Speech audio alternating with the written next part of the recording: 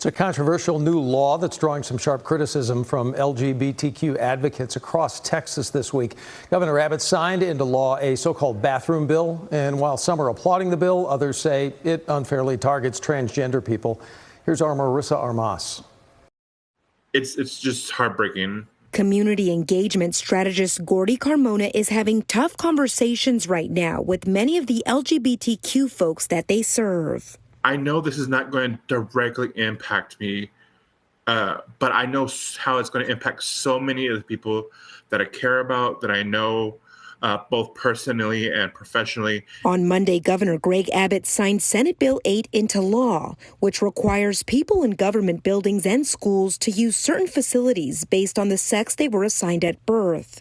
This applies to restrooms, locker rooms, and other changing facilities. Even though the letter of this law is plainly written, the intent of the law is really about trying to keep transgender, non-binary, and intersex Texans from being able to participate in public life here in the state of Texas. Dubbed the bathroom bill, the legislation also limits what family violence shelters, prisons, and jails transgender people can be placed into. Abbott posted this video on Monday saying, "I signed a law banning men and women's restrooms. It is a common sense public safety issue." State Rep Angelia Orr echoed that message, saying, "Let's hope more states follow suit. This is common sense policy to protect the women and girls of Texas." Equality Texas CEO Brad Pritchett says there's still a lot of questions about enforcement. We don't really know what cities or school districts or political subdivisions are going to do to try to enforce this bill.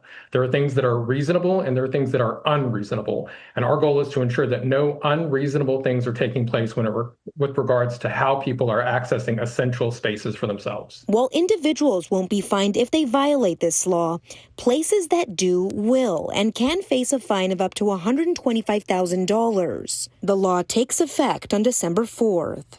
In Dallas, Marissa Armas, CBS News, Texas.